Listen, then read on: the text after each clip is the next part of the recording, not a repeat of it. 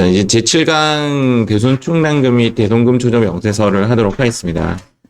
제가 경험상 제7강이 가장 어렵습니다. 가장 어렵고 난이도를 한번 분석 한번 해보면 여기 보다시피 파랑이도 있고 따지고 보면 파랑이라는 내용도 내용이지만 경우의 수가 좀 많습니다. 대손 요건 미충족 문제가 나올 수도 있고 소멸시효 완성 문제가 나올 수도 있고 또는 대손 상각비 문제도 나올 수도 있고 아니면 얘네들을 다 짬뽕시킨 2023년도 문제에는 이렇게 세 가지가 짬뽕된 문제도 책에 실린 적이 있습니다. 내용이 좀 어려운 이유는 좀 이해가 안 가는 부분이 되게 많습니다. 그냥 간단하게 우리가 대손이라고 하면 1% 딱 설정하는 거잖아요. 그것을 인정한다 안 한다를 법인세법에서 승화시킨 부분이 조금 애매하게 좀 승화를 시켰습니다. 그래서 7강이 좀 제가 봤을 때는 가장 어려운 것 같고 그 다음 이제 8강, 9강, 10강, 11강부터는 좀 쭉 쉬워진다라고 보시면 됩니다. 오늘 7강을 마무리하는 것을 목표로 하고 그 다음부터는 이제 좀 쉬울 것 같다라는 것이 제 생각입니다. 대손 충당금 및 대손금 조정 명세서에 나오는 첫 번째 이론 중에 하나가 총회법입니다. 총회법의 의미는 이제 우리가 이제 비교했을 때 보충법이라고 하는 것과 조금 다릅니다. 보충법의 의미는 뭐 이런 것이 보충법이죠. 예를 들어서 우리가 이제 100만 원을 채워야 되는데 안에 얼마만큼 채워져 있냐면 80만 원어치가 채워져 있다. 그럼 보충법에 의하면 얼마만 더 채우면 되는가가 보충법입니다. 그래서 우리가 그 전산세무 2급이나 어쨌든 결산 문제에서 1% 대손 충당금을 설정하시오 할 때는 보충법을 따릅니다. 그래서 모자란 부분만 채워 넣는 형식이 보충법이 되는 거죠. 그런데 총회법으로 따질 때는 어떻게 하냐면 이 80만 원을 다 버리고요. 80만 원을 다 버리고 다시 100만 원을 채워 넣는 행동을 합니다.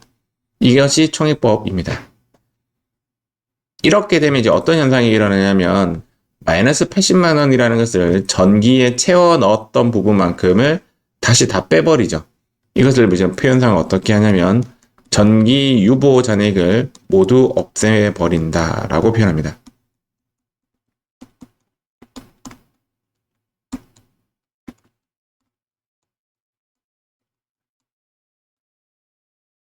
이 없애는 작업을 총회법이라는 표현을 했을 때 전기 유보 잔액을 모두 없애버리는 행위를 총회법이다 라고 보시면 됩니다. 전기에 한도 초과되었던 부분이 있다라면 그 부분을 모두 없애버립니다. 그런데 얘가 F3 누르면 나와요, 답으로. F3를 눌렀는데 나온다라는 의미는 쉽다라는 뜻입니다. 이 부분 이런 모든 내용을 다 이렇게 의미를 부여하지 않아도 F3 누르면 답이 되어 나오기 때문에 여러분들은 이것만 체크해 보시면 되겠습니다.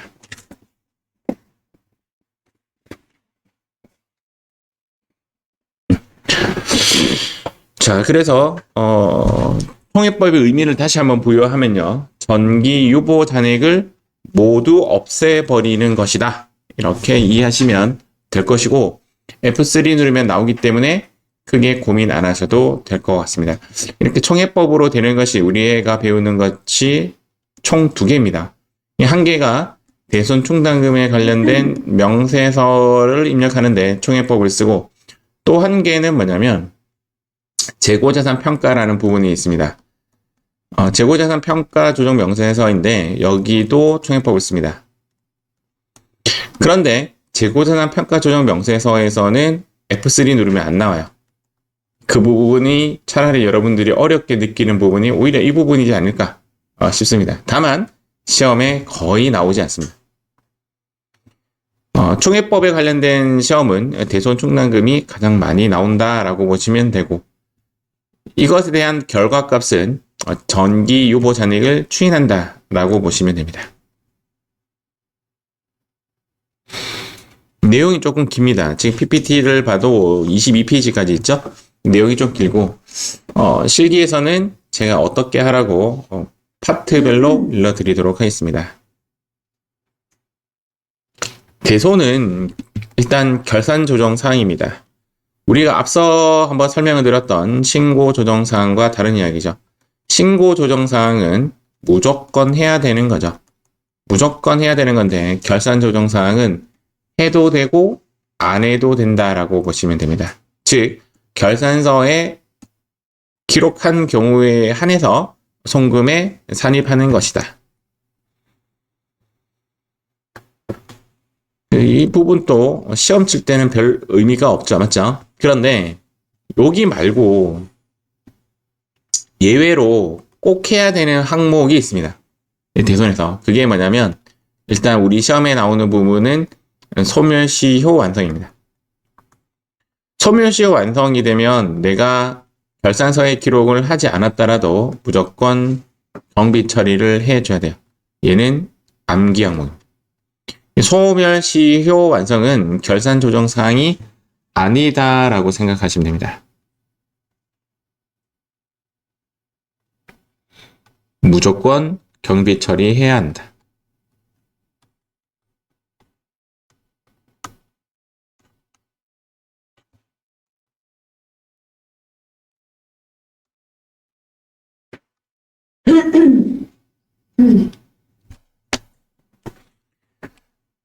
우리 여기 7강에서 나오는 무조건 송금 처리해야 한다라는 항목은 요거 한 개밖에 없습니다. 소멸시효 완성. 소멸시효 완성이 나오면 무조건 마이너스 처리해야 한다. 나머지는 해도 되고 안 해도 되고의 의미이기 때문에 결산서에 계상한 경우에 한해서 송금에 산입한다라고 보시면 됩니다. 본 파트를 학습하기 위해서 가장 먼저 해야 될 게 뭐냐면 채권을 먼저 설정을 해야 됩니다. 채권을 설정한다는 말은 일단 장부상 있는 채권을 먼저 가지고 오겠죠. 장부상 채권, 이제 기말 잔액이죠. 표현상. 기말 채권을 설정해야 되는데 기말에 있는 장부에 있는 금액을 컨트롤 C, 컨트롤 V에서 가지고 오고 이 중은 이미 대손 처리해서 날아간 놈도 있을 거란 말이죠. 그래서 우리가 이제 두 가지 액션을 취합니다. 채권을 설정하기 위해서 야 너는 대손 요건이 불충분해. 대손 요건이 불충분하기 때문에 너는 나가 채권을 내보낼 수가 없어. 다시 돌아와 하는 작업을 합니다. 대손 요건이 불충족하다는 의미는 뭐냐면 우리가 대손 요건이 충분해지면 어떻게 하냐면 대변에 외상매출금 처리하고 차변에 대손 충당금 이렇게 처리하죠. 근데 대손 충당금이 부족하면 대손 상각비 이렇게 처리해서 이 채권을 밖으로 아웃시킵니다.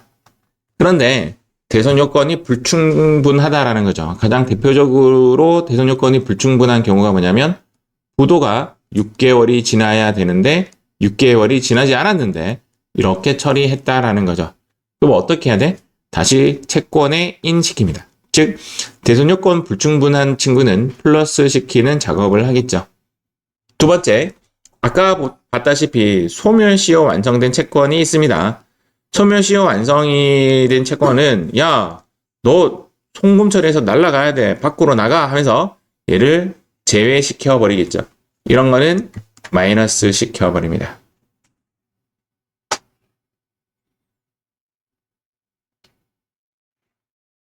또는 이것은 채권이 아니야 라고 하는 것들 있죠. 야 너는 1% 대손 요건을 처리할 수가 없어. 채권이 아닌 놈들도 밖으로 빼버리겠죠. 뭐 이런 거.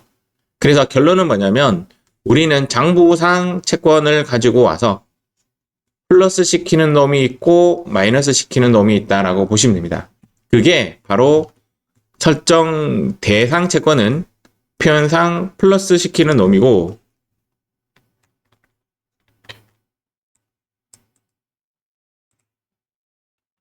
뒤에도 조금 더 나옵니다. 플러스 되는 채권도 있고 제외되는 채권이 있습니다. 근데 우리가 암기해야 할 부분은 여기에요.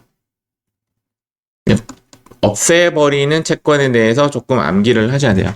일단 설정 대상 채권의 범위는 외상매출금, 대여금, 부가세 없어도 대손은 처리되죠. 어음상 채권 미수금, 관행상 대손 충당금 설정되는 채권 모두다. 얘는 이제 암기 대상이 아닌 거죠. 얘가 암기 대상입니다. 설정 대상 제외 채권. 얘는 결론적으로 빼기를 할 건데, 첫 번째 빨간색의 의미는 기억을 꼭 해야 된다라는 것이죠. 가지급금은 설정 대상 채권이 아닙니다. 할인어음도 설정 대상 채권이 아닙니다. 배서어음도 설정 대상 채권이 아니에요. 그런데 제가 지금 프로그램을 살짝 한번 돌려볼게요. 프로그램을 한번 돌려보면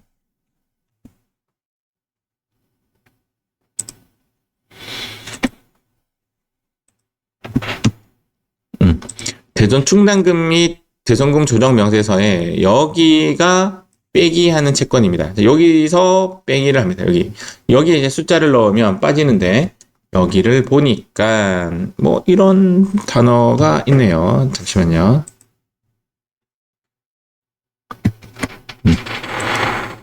자, 이런 단어가 있네요. 설정 제외 채권이라고 하고 할인 배서 할인 배서 여기 있네요. 맞죠? 굳이 외우지 않아도 되지 않을까? 라는 생각이 듭니다. 그런데 여기는 이제 특수 채권이라는 용어를 썼고요. 제가 책에는 가지급금이라고 되어 있습니다. 가지급금은 1% 설정하는 채권에서 빠질 것처럼 보인다. 맞죠? 할인어음은 이제 내 손에서 떠난 거고, 배서어음도 내 손에서 떠난 거고, 가지급금은 자체가 채권이 아닌 거죠. 대위 변제 구상 채권은 시험에는 안 나올 건데 이런 이야기입니다.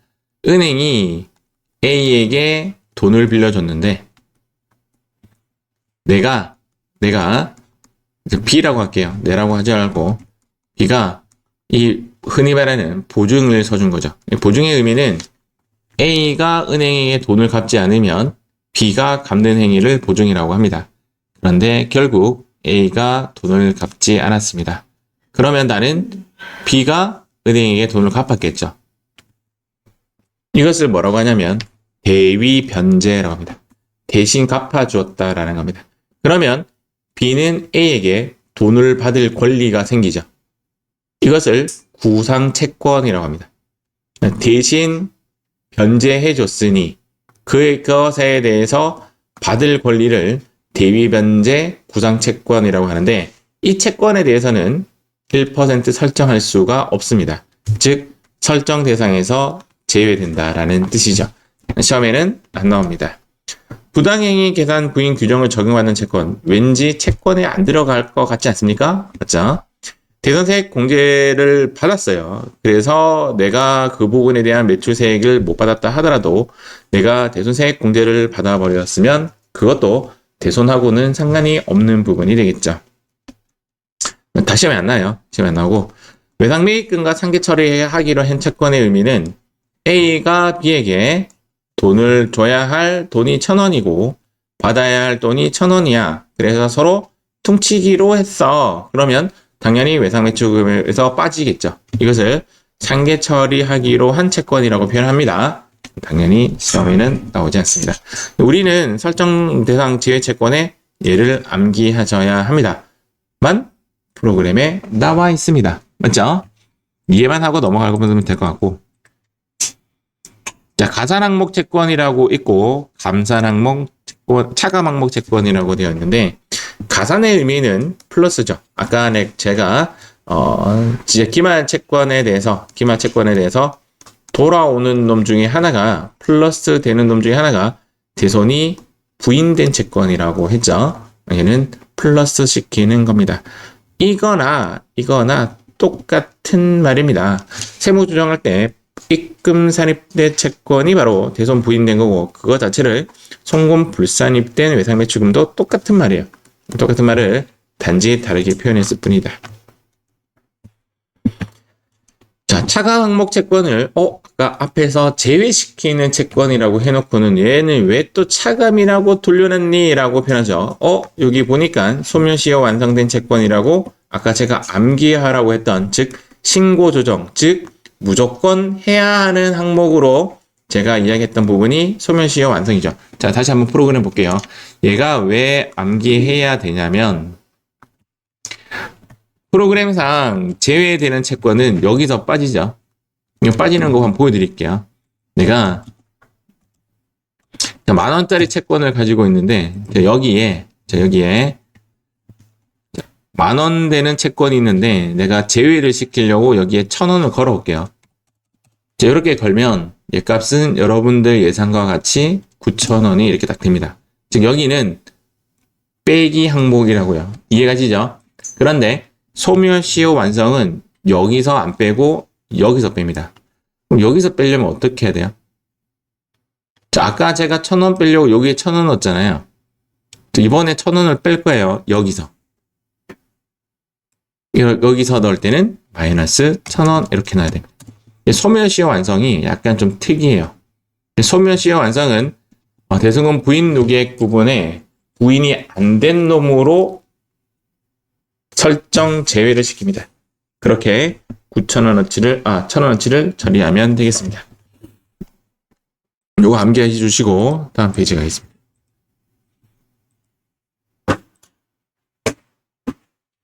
자, 지금까지 우리가 했던 내용은 채권의 장부가액을 가지고 얘를 설정 대상으로 바꾼 거예요.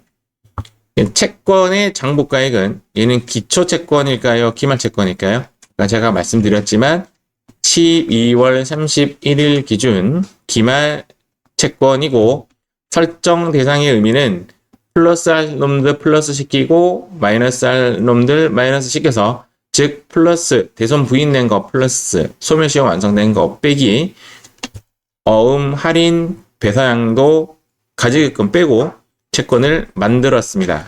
거기에 우리는 1% 또는 대손 실적률 중에서 큰 놈을 곱해주면 그것이 송금 한도액이 되죠. 퀴즈 1%와 대손 실적률이 0.7%라고 합니다. 답은 1%가 답이 되겠죠. 왜? MAX니까. 맞죠? 요거는 컴퓨터가 자동으로 안 해줘요. 내가 스스로 맥스를 찾아야 돼요. 근데 여기서 맥스를 찾아야 되는 부분은 MAX를 암기하셔야 돼요. 어떤 이야기냐? 대손 실적률은 제시되는 경우가 많아요. 그럼 1%인데 대손 실적률이 0.7%래. 0.7 입력하면 바보 되는 거다 이 말이에요. 이해가시죠? 컴퓨터에 MAX가 표기 안 되어 있어요. 내가 알아서 MAX를 찾아야 합니다. 이렇게 강조하는 이유는 제가 요거를 0.7로 입력해서 틀리는 사태를 한번 겪어봤습니다. 실제 시험 차서 시험 치러 갔는데 대손 실적률이 0.7%래. 그냥 0.7이라고 입력했어요. 네, 틀렸다라는 거죠. 이거는 암기해 주셔야 돼요. 틀리고 나니까 저는 기억력이 좀 기억이 나더라고. 왜 그러냐면 대손이라는 의미가 돈 떼이는 거잖아요. 맞죠? 그래서 돈 떼이는 것은 조금 더 많이 비용으로 인정해 주겠다라는 의지가 있다라고 보시면 돼요. 아까 말씀드렸지만 설정 대상 채권 장부가액은 세법상 기말 채권 가액입니다. 대부분 대손 실적률은 제시를 해주는데 간혹 대손 실적률을 구하시오라는 문제가 나옵니다. 지금 현재 2024년도 책에는 안 나와요. 안 나오는데 대손 실적률을 스스로 구하시오라는 문제가 나오면 다음 문제 푸시면 됩니다. 농담이고 그러면 그냥 1% 입력해서 문제를 먼저 한번 풀어보시면 돼요. 왜냐하면 나중에 요거 퍼센트만 바꾸면 되니까. 대손 실적률을 구하시오라는 문제가 나오면 어려워진다 이 말입니다. 근데 제 문제 유형이 두 가지가 있는데 대손 실적률을 구하시오라는 문제도 나온 적이 있는데요.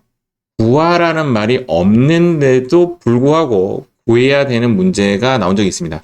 그건 어떤 경우냐면 기초 채권을 이야기해주면 얘는 대손 실적률을 구하라라는 이야기입니다. 대손 실적률을 어떻게 구하냐면 일단 분모에는 기초 채권을 올리고요. 요거는 이제 세법상이에요. 세법상 기초 채권을 적고 여기에는 실제 대손을 올리면 곱하기 100 하면 대손 실적률이 나옵니다. 혹시 간단해 보이는데 실제 문제 풀 때는 답이 잘 나오지 않습니다. 즉 문제에서 기초채권을 언급하게 되면, 얘는 대손 실적률을 구하라 라는 이야기가 되는 거죠. 근데 우리가 알다시피 실적률의 의미는 자동차를 판매하는 사람은 어떤 것 대비 얼마를 팔았느냐가 실적률이죠. 맞죠? 대손 실적률은 기초채권 대비 얼마가 돈이 떼였느냐가 대손 실적률이 되는 겁니다. 그래서 산식은 이렇게 구해요.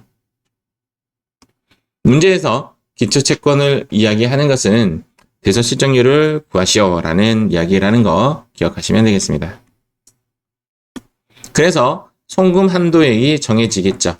송금 한도액이 정해지면 회사가 이만큼만 계상을 했다라면 얘 이름이 뭐냐면 한도 미달액이라고 보시면 됩니다.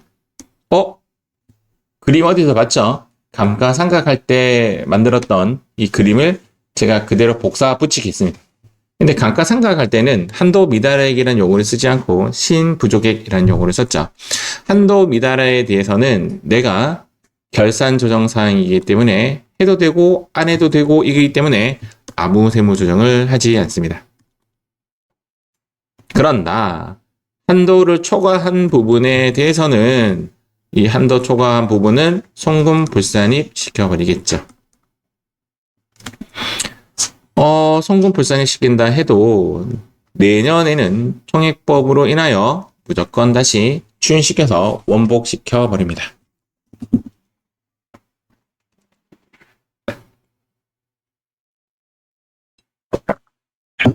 내용이 좀 다소 어려워 보여도 나중에 이제 실기하면 이 내용이 무슨 말인지 이해갑니다. 실기하면 조금만 견뎌주세요. 물론 이제 우리 시험에는 무조건 송금 처리하는 놈은 한 놈밖에 안 나와요.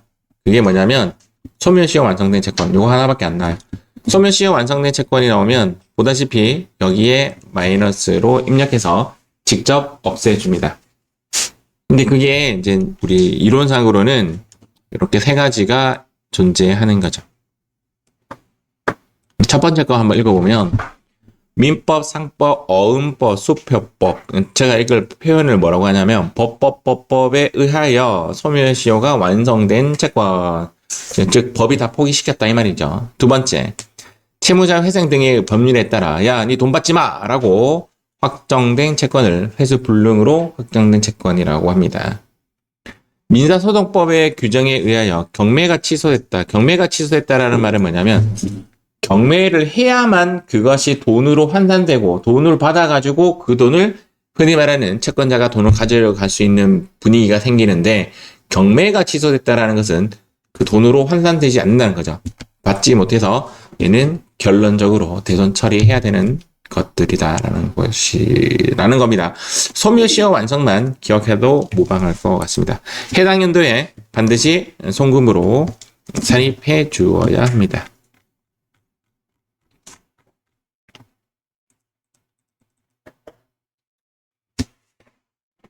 아까 했던 거 외에 이제 결산 조정 사항들이 얘네들이고요.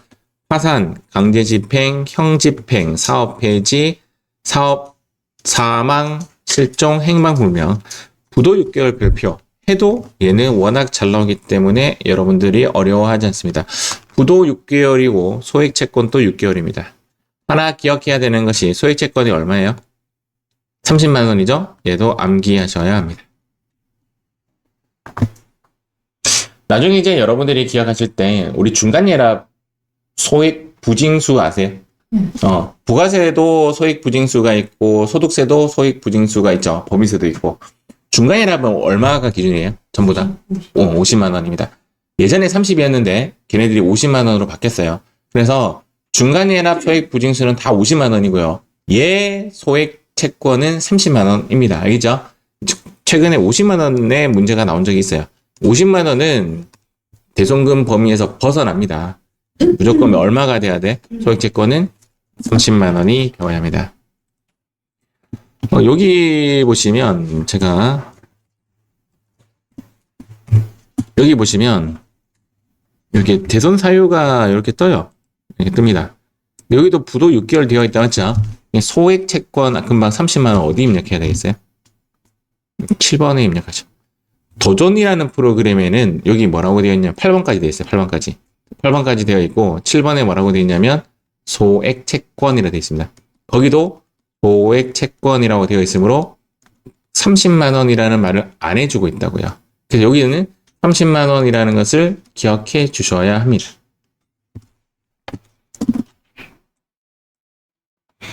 재판상 화해 공고 결정에 따라 회수 불능으로 확정된 채권도 대손 범위에 들어간다. 요거 별표. 새로 생긴 타이틀입니다. 조금 몇 년 전에만 해도 얘는 없었어요. 중소기업 외상매출금에서 몇 년? 2년입니다. 중소기업의 그러면 우리 회사는 중소기업이에요, 아니에요? 입니다. 우리 시험 칠 때 첫 번째 타이틀에 뭐라고 되어 있냐면 당사는 중소 제조업으로서 이렇게 나옵니다. 우리 회사가 중소기업이기 때문에 우리 회사의 외상매출금과 미수금이 2년 이상 회수가 지난 채권에 대해서는 대손금의 범위에 들어가게 되는 겁니다. 요거는 적당히 좀 외워놓으시면 될 것 같고, 얘가 조금 특이한 거죠. 부도 6개월이 경과한 어음이나 수표나 외상매출금에 대해서는 우리는 중소기업이기 때문에 외상매출금도 같이 들어가요. 부도 6개월에 대해서는 1,000원을 장부에 남겨놔야 됩니다. 1,000원만큼은 송금 불산입 시키고 유보시켜 놓습니다. 즉 잊지 마라라고, 너 이 친구에게 돈 떼었다, 잊지 마라라 비만 금액이죠. 비만 금액은 1,000원으로 남겨놔야 되고 회계 장부에 있어야 된다라는 이야기입니다. 2,000원을 언제 떨어뜨리냐, 언제 떼냐면 아까 봤듯이 법에서 포기하는 순간 그때 유보 감소로 추인해주면 되겠습니다. 최근에는 이 1,000원에 대해서 좀 장난치지 않는데 옛날에는 이 부도 6개월 1,000원에 관한 문제는 정말 자주 나온 문제예요. 그래서 자주 나온 문제예요 라는 말 자체가 안 어려워해요, 여러분들이. 근데 최근에는 안 나온단 말이죠. 그러다 보니 오히려 여러분들을 힘들게 할 수도 있습니다. 그 다음 저당권이 설정되어 있는 경우도 당연히 대손금 범위에서 제외되겠죠. 왜? 내가 이 외상매출금을 못 받게 된다면 다른 방법으로 돈을 받을 수가 있다라는 것이 저당권이 설정되었다라는 그런 의미가 되는 거죠. 그래서 저당권이 설정되어 있는 경우도 대손으로 설정할 수 없다라는 거 기억하시면 되겠습니다.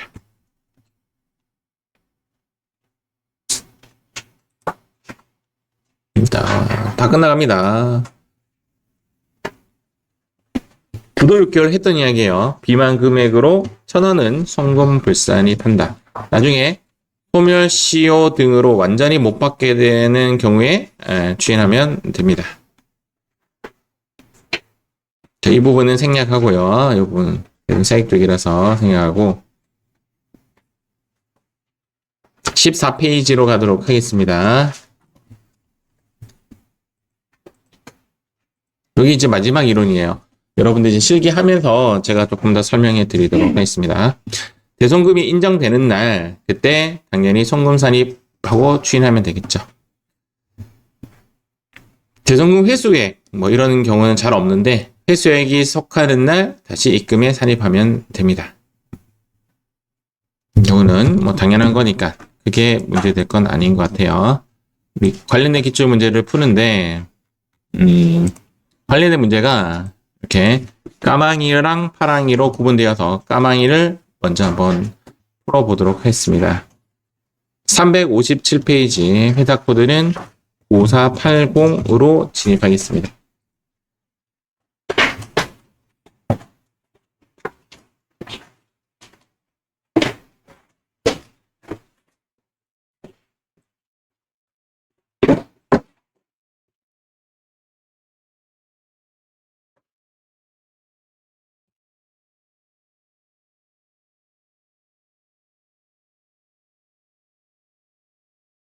이번 시간 2개 풀고 다음 시간 한 4개, 5개 풀고 그 다음 풀고 정리하면 딱 맞추어질 것 같습니다.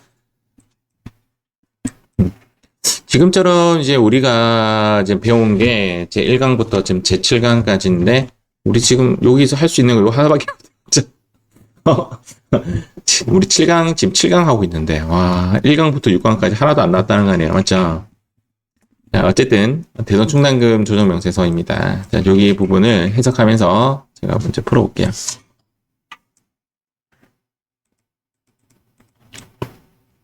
자, 다음 자료를 이용하여 주신강의 대손금 및 대손 충당금 조정 명세서를 작성하시오.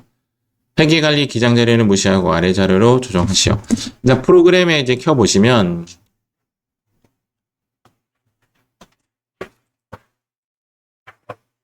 이런 화면이 나오죠. 상단에 봤더니, 여기 1번이라고 적혀 있는데요. 1번을 먼저 할 예정입니다. 여기를 먼저 하고, 이제 여기를 먼저 하고, 그 다음, 여기에 불러오기를 할 예정이에요. 이 불러오기를 나중에 할 거니까, 여기부터 먼저 입력을 한번 해 보도록 하겠습니다. 첫 번째, 10월 15일, 거래처 파산 동그라미. 파산이 되면 얘는 경비 인정이 됩니다. 그래서 얘는 전부 다 OK입니다. 우리가 제일 먼저 해야 될 게 뭐냐면 OK, NO를 가장 먼저 합니다. 대손금은 두 번째 11월 15일 부도 1로부터 몇 개월 경과했죠? 6개월 경과했죠. 맞죠?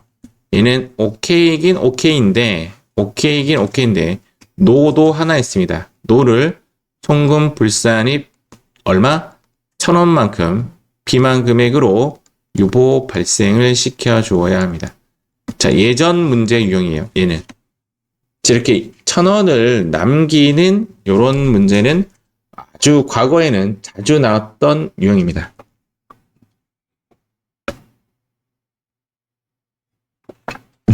자, 세 번째 12월 13일 부도일로부터 1개월 경과했다. 얘는 NO죠. NO 송금 불산입 얼마나치? 60만원어치. 이거는 뭘 한다? 유보 발생시킨다 라고 보시면 되죠.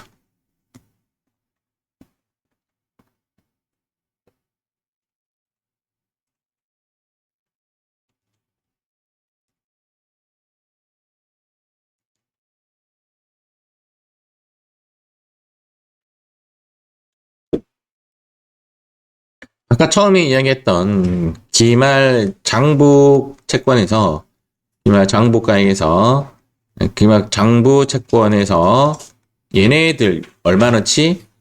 60만 1,000원어치를 다시 붙이기 작업을 할 예정입니다. 아시겠죠? 그래서 장부에서 불러온 자료에서 플러스를 시킨다 라는 이야기는 여기에서 플러스를 시킬 예정이다 라고 보시면 돼요. 자, 여기 클릭한 상태에서 얘를 입력 한번 해보겠습니다. 1015. 자, 계정 과목 108.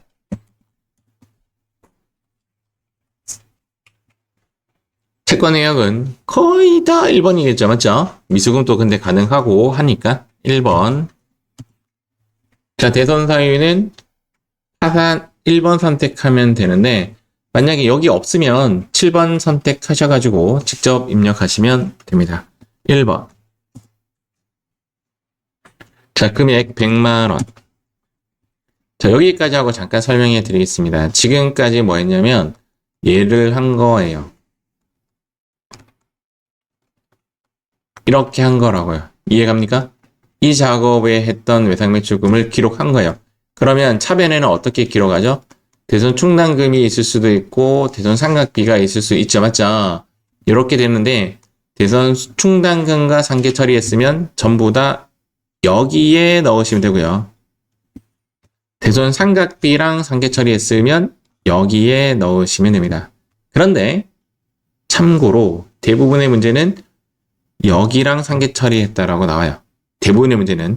그런데 여기랑 처리했다라는 문제가 나오면 하나 업그레이드 된 문제다라고 보시면 돼요. 그러니까 얘가 문제가 쉽다고요. 알겠죠? 문제 난이도는 이쪽이 쉬운데 문제 보니까 이렇게 해주고 있죠. 대부분의 문제가 전액 대손 충당금과 상계되었다라고 나옵니다. 그러면 왼쪽에 깔아주시면 됩니다. 시인액은 전액 다 시인 여기에 100 이렇게 입력하시면 되겠죠.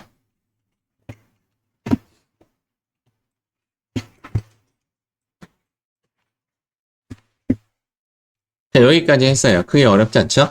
자, 두 번째 이제 밑에 내려오셔가지고 자, 날짜 1115 채권은 110 채권 내역은 1번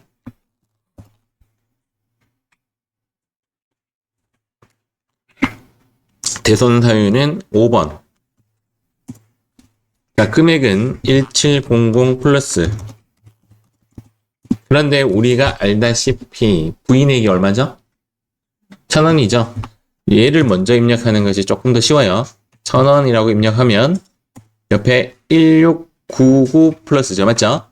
전부 다 우리는 대손 충당금과 상계 처리가 있기 때문에 여기에 와서 그 숫자를 넣어주시면 되겠습니다. 아니면 1699000 먼저 넣고 뒤에 1000원 해도 돼요. 그런데 이렇게 하는 게 조금 더 편해요. 부인액 먼저 입력하는 게 조금 더 편해요. 자동 계산되니까. 자, 밑에 가겠습니다.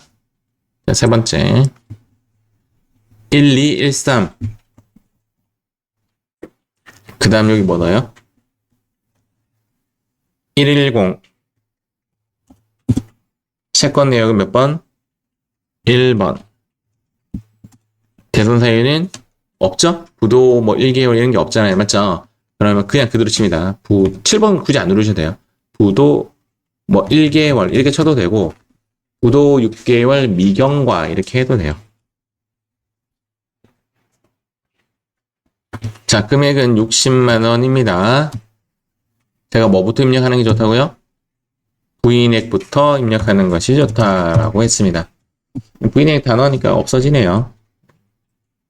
자, 이것을 제일 먼저 제가 뭐라고 하냐면 OK, NO부터 먼저 하고 이렇게 입력을 합니다. 요게 첫 번째 해야 할 일이고 두 번째는 불러오기를 합니다. 자, 불러오기 하면 어떻게 되냐면 아까 이야기했던 장부상 채권을 불러와 줍니다. 그리고 또 여기 단기칸에 부인도계액 60만 천 원이 떨어뜨려서 플러스 항목으로 갖춰지게 될 겁니다. 자, 같이 한번 해보겠습니다.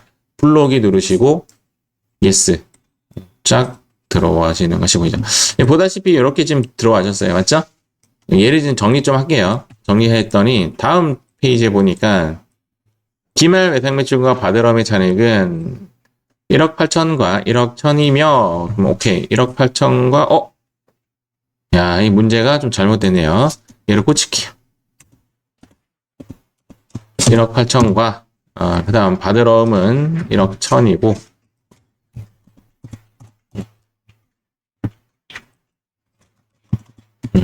나머지는 F5에서 다 지워버리겠습니다.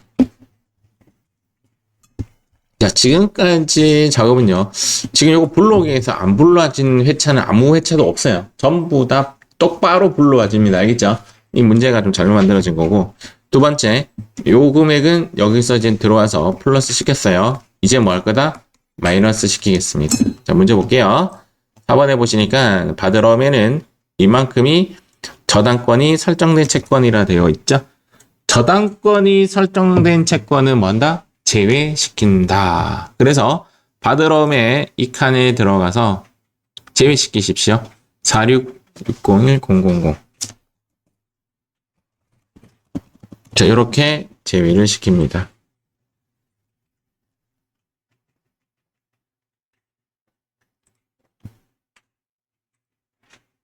자, 우리 지금 어디까지 했냐면 요거 했어요. 요거. 설정 대상 채권 장부가액에 이해가죠? 플러스 시킬로 플러스 시키고 마이너스 시킬로 마이너스 시켰습니다. 이제 뭐 할 거냐?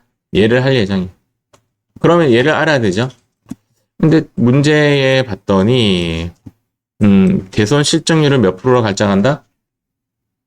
1.8%로 가정한다. 그래요. 지금 설정 대상 채권 장부가액은 구해졌어요. 곱하기 뭐 해야 돼요? 1.8을 곱해야 되겠죠. 그래서 프로그램에 보시면 여기 설정 대상 채권 가액이 이렇게 들어와 있습니다. 맞죠? 자동으로 들어왔고, 곱하기 1%가 아니라 얘를 선택해 주시고, 실적률을 선택해 주시고, 얘를 바꾸어줘야 합니다. 몇 프로로? 1.8%로 바꿔주셔야 합니다. 자, 요 부분이 이제 조금 헷갈려요. 요 부분. 자, 요 부분을 보니까,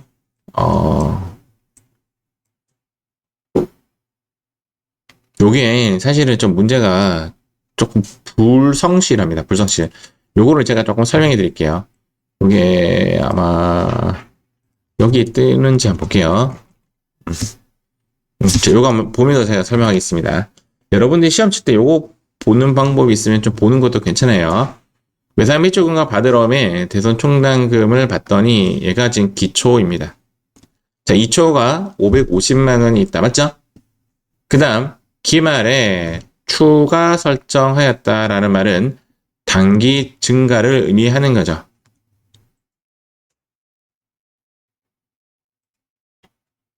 그런데 얘를 제가 표현한 단기라고 할게요. 단기. 얘를 단기라고 하겠습니다. 단기. 단기는 500만 원입니다. 그런데 기말의 금액이 얼마죠?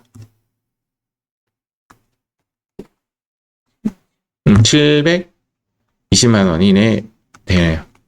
여기 조금 문제에서 얘를 좀 일러줘야 되는데 문제에서 일러주지 않고 구하도록 되어 있거든요. 이런 문제는 없어요. 요 부분부터 볼게요. 요 단기 부분이 500이고요. 기말이 720입니다. 자, 500 기억하시고 지금 여기 720이 없어서 제가 보여드린 거예요. 720입니다. 자, 여기 한번 볼게요. 단기 계상액이 얼마라고요? 500이라고요. 됐습니까? 얘가 720이 되어야 해요. 그러면 얼마를 더 넣으면 되죠? 720이 되려면 220을 더 넣으시면 됩니다. 자, 여러분들을 괴롭히는 놈이 얘입니다. 이론책 아무리 뒤져봐도 보충액이라는 말이 없어요. 그런데 프로그래머는 보충액이라는 이름을 만들어서 이런 행동을 합니다. 단기 계상의 500에 기말을 720을 만드셔야 해요. 근데 얘는 어떻게 구했어요? 금방 우리가 기말 빼기 단기를 통해서 720을 만들었죠. 한도액은 얼만데요? 439만 2천 원인데 기말에 720이잖아요. 맞죠? 기초랑 상관없이 단기 그냥 기말 데이터로만 따진 거죠. 이렇게 두 개 비교해 보면 한도 초과가 일어납니다. 얼마나치? 요만큼. 그래서 한도 초과액이라는 놈이 답이 나옵니다. 지금 얘가 송금불산입 유보 발생이고 얘가 송금불산입 유보 발생인데 얘는 대손 요건 불충족한 놈이고 얘는 한도를 너무내요. 한도가 정해졌는데 오버해서 설정을 한 거예요. 한도는 439만 원인데 회사는 720만 원어치를 설정한 거죠. 그 다음 장부상 충당금 기초잔액이 얼마였냐면 여기에 550만 원입니다. 자, 550만 원에서 엔터 두 번 해주십시오. 시험 칠 때 기준 충당금 환입액은 절대 일어날 수가 없습니다. 충당을 했는데 다시 돌아왔다는 뜻이고 얘가 발생되는데 충당금 부인 누계액이 얼마냐면 50만 원이죠. 전기에 여기에 있던 친구예요. 얘가 단기에 이쪽으로 옵니다. 이쪽으로 오면서 여기에 50만 원을 넣어서 얘를 전액 다 총회법에 의해서 전부 다 없었던 것으로 만들어요. 그래서 마이너스 50만 원이 생깁니다. 프로그램상 입력은 끝났어요. 끝났는데 제가 약간 보충 설명해 드릴게요. 이 부분에 대해서. 자, 이것이 어떤 형식으로 나타났느냐라는 설명은 우리 쉬는 시간 가지고 나서 제가 설명해 드리도록 하겠습니다. 자, 조금 쉬었다가 하도록 할게요. 자, 금방 문제 푼 것에 대해서 제가 설명 한번 해볼게요. 지금 제가 설명하는 부분은 크게 모르셔도 상관이 없어요.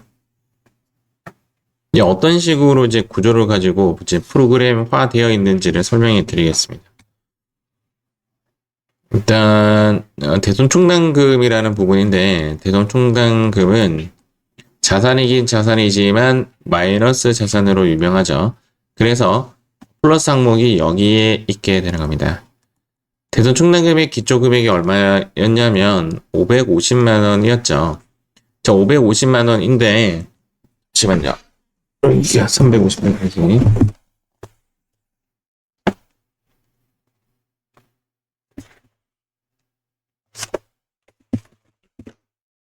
제가 좀 적는 바람에 문제를 못 봐서 제가 여기 볼게요.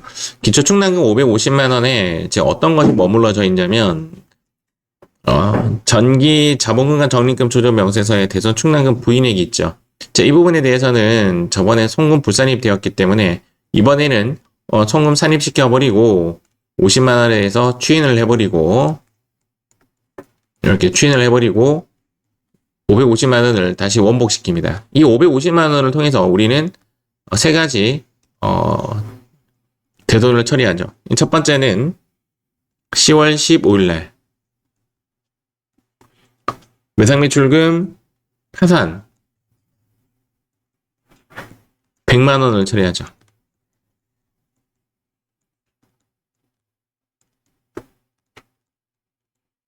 뭐 이런 거 모르셔도 돼요. 그냥 참고로만 이해하시면 됩니다. 11월 15일 날 부도 6개월로 인하여 받으러움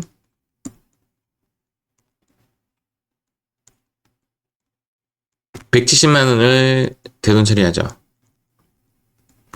그리고 12월 13일 날 받으러움 부도 6개월이 경과하지 않은 받으러움을 60만 원 처리하죠. 우리는 이렇게 되면서 무엇인가의 공간이 하나 생깁니다. 어떤 이야기냐면 기초 550만 원을 전부 다 송금 산입으로 시켜서 다시 원복 시켜버리고 550만 원으로 출발해서 100만 원, 170만 원, 60만 원을 처리하고 나면 얼마의 대손금이 남죠?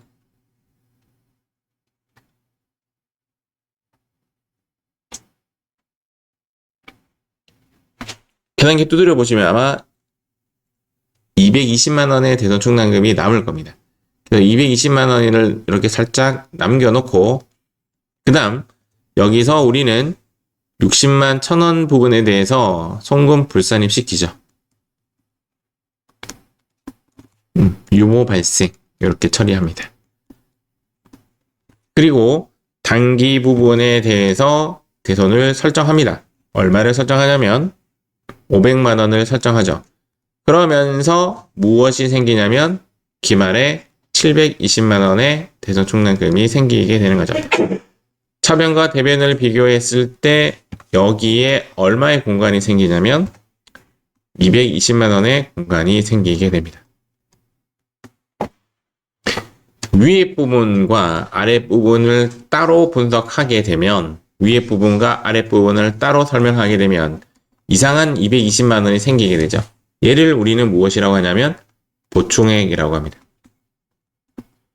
보충액을 구하는 방법은 기말에서 단기를 빼서 보충액을 구할 수 있고 또는 기초에서 세 가지를 뺀 나머지를 통해서 보충액을 구할 수도 있습니다. 그런데 이 보충액에 대한 부분은 실제적으로 이론 체계는 나오지 않는 숫자예요. 이 프로그램에서 위에 것 따로 아래 것 따로 계산하다 보니 이런 보충액이 발생되게 되는 겁니다. 기말에 대한 데이터는 이렇게 구하죠. 외상매출금 1억 8천 하고 그 다음 받으러움 1억 1천 하고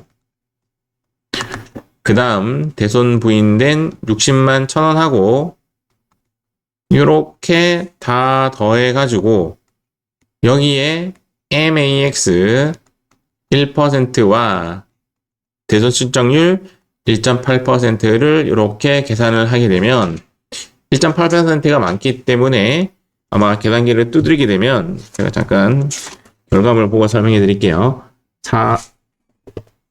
4392 빵빵빵이 나와요. 그런데 이 4392 빵빵빵보다 초과한 이 금액을 우리는 한도 초과라고 하죠. 이 한도 초과는 송금 불산입 시키고 그 금액이 얼마냐면 2808이죠. 2808 000만큼 유보 발생을 시킵니다.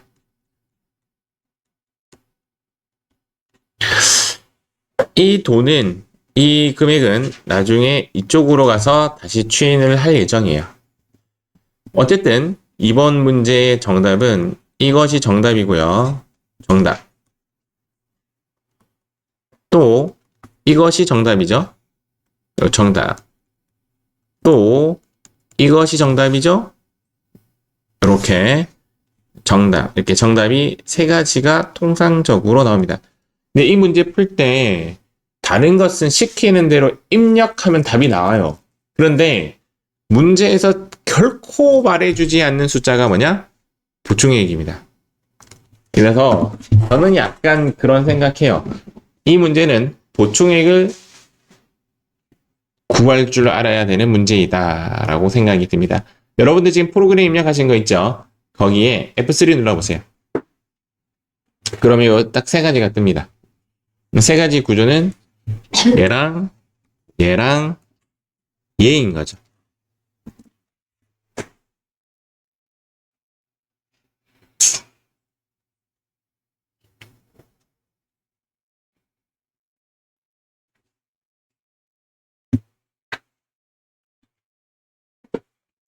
자, 이렇게 해석을 하는 거는 제가 이렇게 해석할 줄 아는 것은 세무사 시험 있잖아요. 거기에는 이렇게 풀어요. 거기는 이제 프로그램으로 푸는 것이 아니기 때문에 이렇게 푸는데 거기는 이 보충액이 안 나와요. 풀이할 때. 안 나오고 그냥 요거 답이고 요거 답이고 요거 답이고 이렇게 이야기해줘요. 근데 이 부분은 우리 제일 먼저 하는 거죠. 오케이, 노 해서 구하는 거죠. 맞죠? 오케이, 노 해서 구하고 얘는 문제에서 이야기해줘요. 전기 한도 초과 금액이 얼마이다 이렇게 해줘요. 이 두 개는 답이 바로 나와요. 이 두 개는 바로 나오고 얘는 컴퓨터를 통해서 우리가 푸는 건데 대선 실정률을 넣어서 풀면 되겠죠. 자, 여기서 우리 정답은 얘가 정답이고 얘가 정답이고 얘가 정답이 되는 겁니다. F3 눌렀을 때 뜬 숫자가 요 세 개입니다. 요 세 개. 여기 있죠? 그래서 아까 T자 그렸을 때 T자에 얘가 윗부분이었고 얘가 입금 산입이 요 위에 아까 T자 했을 때 여기 부분이고 요 부분이 요 아래 입금 산입액 조정이라고 표현했고 송금 산입액 조정은 이쪽이 되는 거죠. 프로그램은 이제 이렇게 구성을 했고요. 자, F3 누른 상태에서 같이 입력 한번 해보겠습니다. 여기에 대손 엔터 금 부인액 01 플러스 엔터.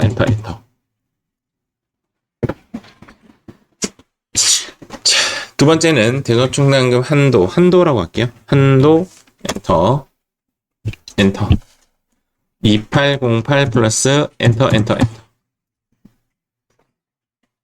오른쪽으로 넘어가는 단축 키는 탭. 여기는 전기라고 할까요? 전기 대손 충당금 한도 초과. 자, 두 번째 겁니다. 엔터 500 플러스 엔터. 자, 여기서 중요한 부분은 유보 감소라고 적으셔야 합니다.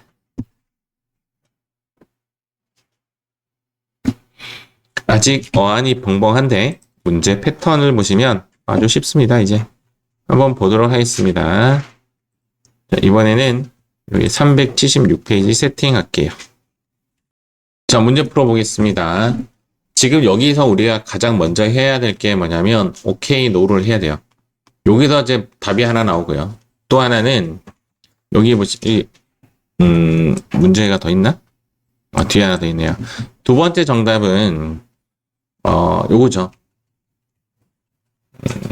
그러니까 자본과 적립금 조정 명세서에 생긴 한도 초과액이에요. 얘가 두 번째 정답이야. 그러니까 참고로 우리가 이렇게 전기의 자본금과 적립금 조정 명세서가 나오면요. 자본금과 적립금 조정 명세서 을지가 이제 뭘 하는 서식지냐면 유보 잔액을 남겨놓는 서식지야.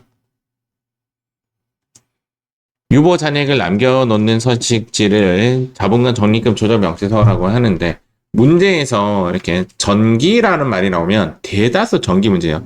전기라는 말이 나오면 여기서부터 여기까지는 볼 필요가 없습니다. 전기라는 말이 나오면 기말 잔액만 보시면 돼요. 꿀팁. 그런데 진짜 간혹 단기 자본금 적립금 조정 명세서라고 말이 나와요. 그때는 기초를 보셔야 되겠죠. 정기 기말이나 단기 기초나 똑같은 이야기예요. 맞죠? 그래서 얘가 뭐냐면 두 번째 정답이 되는 겁니다. 자, 첫 번째 정답은 yes or no를 이야기하는 것이고 두 번째 정답은 전기 유보 잔액을 무조건 추인시키는 것이 두 번째 정답이 됩니다. 자, 세 번째 거는 1% 해서 컴퓨터를 입력해 봐야 답이 나오는 거죠. 자, 여기부터 오케이 노 한번 해볼게요. 손으로 먼저 오케이 노 하고 입력 한번 해보겠습니다. 자, 대손 확정 회수기일 2년 경과된 중소기업의 채권이죠. 맞죠? 오케이. 자, 두 번째. 받으럼 300만 원은 부도 발생일로부터 6개월이 경과됐어요? 안 됐어요? 안 됐죠? 얘는 no. 세 번째. 외상매출금이 대손 확정되었는데 강제 집행은 무조건 되죠? 오케이. 자, 여기서 우리는 답이 하나 나옵니다. 송금 불산입. 얼마? 3천만 원. 그 다음 유보 발생이 답이 나옵니다. 요 세 가지 지금부터 입력해 봅니다.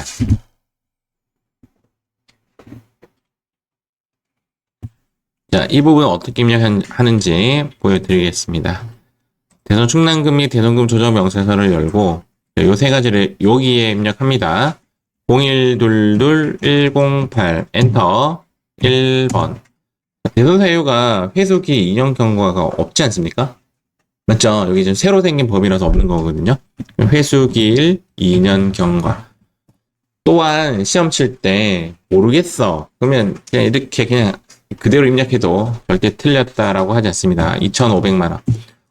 이게 대손 충당금과 상계 처리했는지 얘가 대손 상각비랑 상계 처리했는지 모르겠는데요 라고 했을 때 문제를 보면 그런 말이 없네요. 통상적으로 문제에서 대손 충당금과 상계 처리했다 이런 말이 나오는데 안 나오네요. 근데 여기 보니까 요게 이렇게 세 가지 맞죠?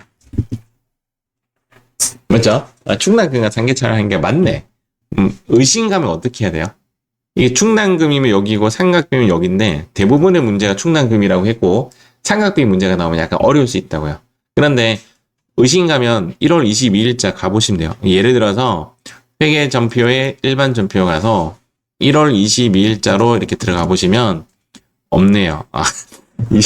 있네요. 맞죠? 이렇게 대손 충당금이 이렇게 적혀 있습니다. 의심 가면 일반 전표 가는 것이 가장 빠릅니다. 자, 두 번째. 여기 이제 클릭하고 0701 110 1번. 자, 부도 6개월 미경과. 자, 부도 6개월 미경과. 뭐 이렇게 입력하겠습니다. 금액은 3,000원인데 전부 다 부인이죠. 이렇게. 요거 좀 잘못했네요. 넣고. 자, 세 번째. 1105 108 1번. 자, 강제 집행은 여기 2번에 있네요. 맞죠? 그래서 2번을 선택하시고 2,000이라고 넣고 시액 이렇게 하도록 하겠습니다. 이게 이제 첫 번째 해야 할 일입니다. 첫 번째는 여기에 yes or no를 입력하는 것이 첫 번째 해야 할 일입니다. 자, 두 번째 해야 할 일은 여기 있죠. 불러오기를 하는 겁니다. 자, 불러오기 한번 해볼까요? 불러오기.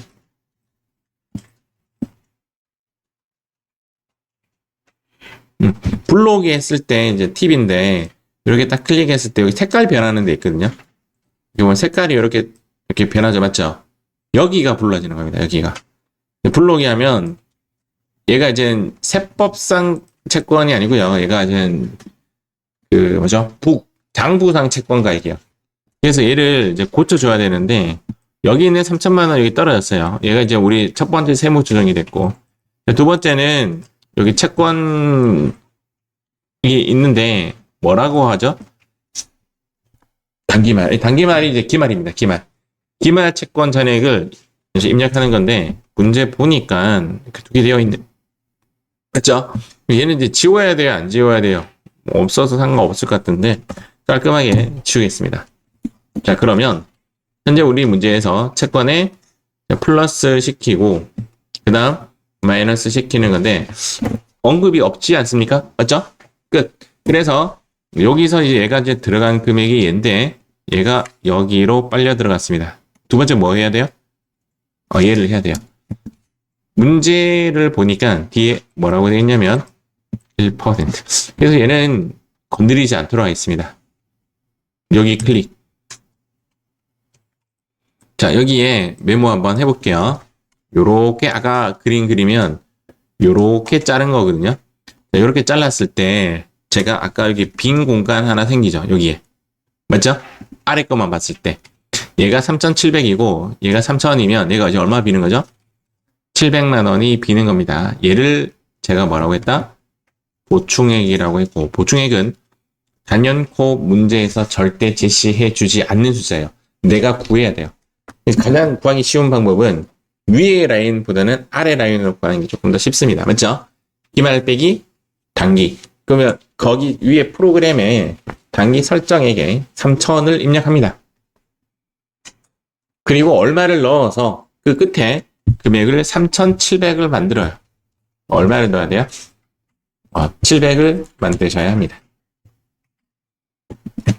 그래서 여기에 3,000을 넣고 보충액에 700을 넣는다고요. 그래서 3,700을 만들면 얘가 한도인데 이만큼이 한도 초과가 된 거죠. 이게 이제 두 번째 정답이 된 거예요. 세 번째는 이제 요 위에 라인을 그리는 건데 요 위에 라인에 제가 빈 공간 하나 더 있죠. 맞죠? 얘가 얼마죠? 700이죠. 맞죠? 700인데 얘를 요렇게 했는데 여기에 잠재된 송금 산입시켜버리고 유보 감소시키는 얘를 지금 할 거예요. 알겠죠? 그런데 이 700만 원은 여기에 지금 이미 입력이 되어 있죠. 맞죠? 그러면 장부상 기초잔액은 얼마죠? 8,200. 엔터. 자, 여기서 부인 누계액이 얼마였냐면 아까 이 금액이 부인 누계액입니다. 8820 플러스 이렇게. 그리고 지금 이렇게 요까지 작업이 뭐냐면 8820 플러스를 8200으로 부인해서 얘를 이제 백 시켜버리고 그 다음 여기에 있는 7500과 아까 그 보충액 700을 합해가지고 왼쪽으로 배치를 시킨 거예요. 그래서 얘를 다시 백 시켜버립니다. 그래서 얘가 그대로 부호만 바뀐 상태에서 즉 882만 원이 부호만 바뀌어서 오른쪽에 이렇게 배치가 되면 정답이 되는 겁니다. 이번에 정답은 얘가 정답이 됩니다. F3 누르시고 그러면 세무조정 이렇게 세 가지 뜬 거 확인되죠? 통상적으로 정답이 3개인데요. 통상적으로 만약에 얘랑 얘가 답이 없잖아요. 그럼 의심해 봐야 돼요. 내가 무엇인가 좀 잘못 적었다라고 보시면 돼요. 통상적인 문제는 얘 3개가 답입니다. F3 누르시고 여기 직접 입력 요거 있잖아요. 요거 해제하는 게 좋아요. 요거 단축키는 F6입니다. F6. F6. 요거 부분에 대해서 F6 누르고 없애주고 오인 엔터 30 플러스 엔터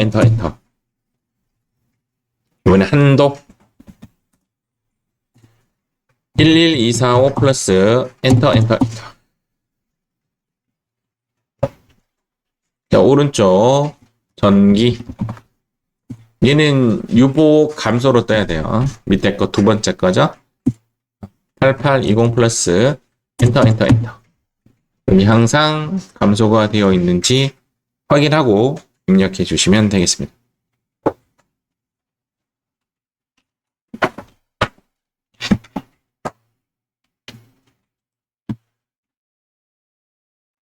자, 뭐 생각이 그렇게 크게 어렵고 그렇진 않죠. 자, 이번에는 384페이지 해보겠습니다. 자, 384페이지 문제입니다. 가장 먼저 해야 될 것은 OK, NO를 해야 되는데, 면책 결정 확정이라는 것은 이 책임이 뭐냐면 돈을 갚아야 할 책임이죠. 돈을 갚아야 할 책임을 면제받은 것을 면책 결정이라고 합니다. 즉, 안 갚아도 된다라고 되어버리는 거죠. 보통 회생 절차 같은 걸 할 때 이런 결정이 떨어지는데, 그때 이 금액은 무조건 대손 처리해야 됩니다. 그래서 얘는 오케이. 사망이죠? 사망하면 즉시 오케이. 부도 발생이 되었는데 딱 봐도 10월 4일이니까 부도 발생일로부터 6개월이다. 맞죠? 얘는 NO입니다. 그래서 이 금액만큼이 일단 송금불산이 유보 발생이 일어날 예정입니다. 얘를 그냥 가장 먼저 입력해야 되고, 두 번째, 이렇게 잘랐을 때 여러분들 무엇이 보이나요? 보충액이 보이십니까? 보충액 35328, 25328 딱 얼마나치? 1000만원. 맞죠? 요 금액만큼이 보충액을 넣어주시고, 그 다음 화면에 하단을 좀 내리기 위해서 어쩔 수 없이 씌웠어요. 이 금액은 불러오게 하면 되죠. 맞죠? 그래서 이 금액에 아까 위에 또 노랑 더해가지고 1% 해서 나온 금액이 기말 채권하고 비교했을 때 한도 초과가 컴퓨터가 계산을 해줍니다. 자, 이것은 여기에서 백시키는 거죠. 이 부분만큼 송금 산입 다시 시켜서 7200으로 백시키는 작업을 합니다. 그래서 3525000만큼 송금 산입 유보 감소를 시키시면 됩니다. 자, 입력 한번 해볼게요. 답이 그래서 여기서 답이 두 개는 먼저 나와요. 자동으로 나와요. 내가 회사코드 안 바꿨네.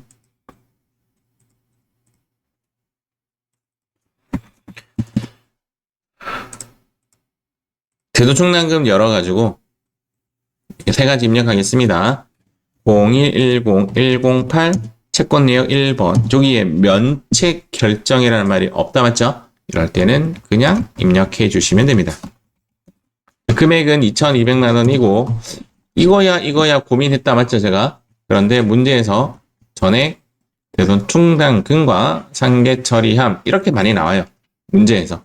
그래서 거의 다 왼쪽입니다. 저 왼쪽에 시인액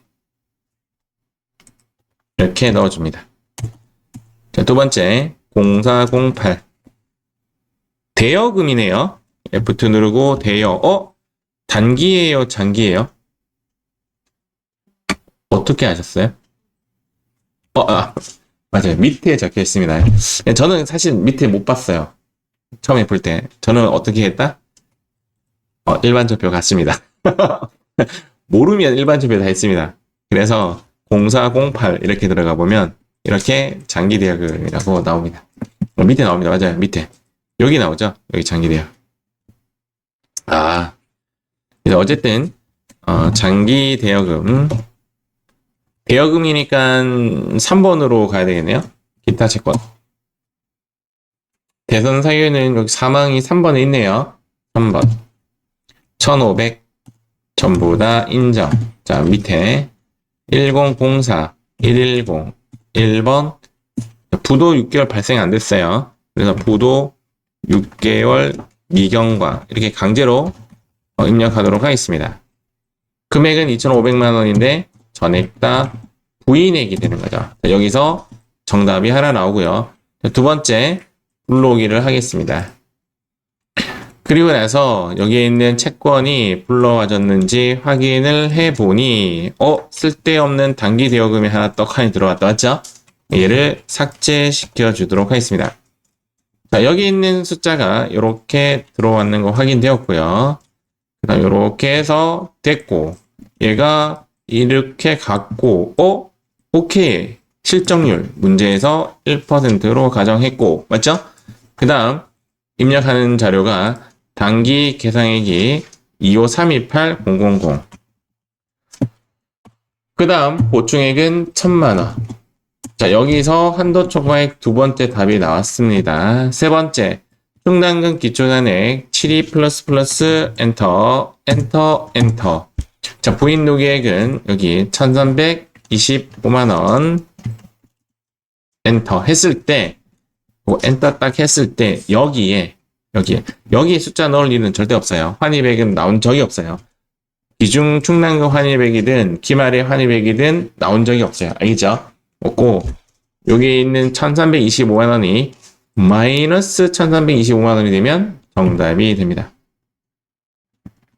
예정답, 예정답, 예정답. F3 누르시고 입력하겠습니다. 오인, 엔터, 엔터, 25++, 엔터, 엔터, 엔터. 자, 그 다음, 한도, 엔터, 엔터, 24084-270, 엔터, 엔터, 엔터. 탭 누르면 오른쪽으로 가고, 여기는 전기, 엔터, 밑으로 가서, 엔터. 얘는 유보 감소니까 전기를 선택해 줘야 돼요. 13250 플러스, 엔터, 엔터, 엔터.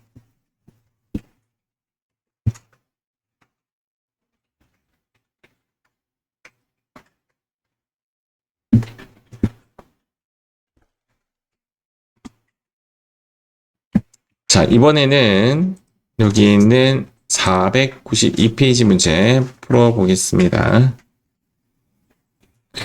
자, 여기 1번 내용을 제가 살짝 이렇게 넣어놨어요. 시간상 조금 단축시키기 위해서 넣어놨고. 첫 번째, 채무자 사망은 오케이죠? 전액 다 오케이. 자, 문제에서 대손 충당금과 상계했다라는 말을 해주고 있습니다. 자, 두 번째, 외상 매출금 300만원이 회수기일 2년이 지나야 된다, 맞죠? 그래서 제가 아까 뭐라고 적었냐면, 그냥 이렇게 했어요. 회수기일 1년이 지나지 않으면 아예 막 그냥 서술하듯이 적어버렸어요. 적어버리고 얘는 전부 다 노죠. 그래서 부인액으로 이렇게 잡아주면 됩니다. 세 번째, 얘가 조금 요즘 나오는 형식이 조금 이래요.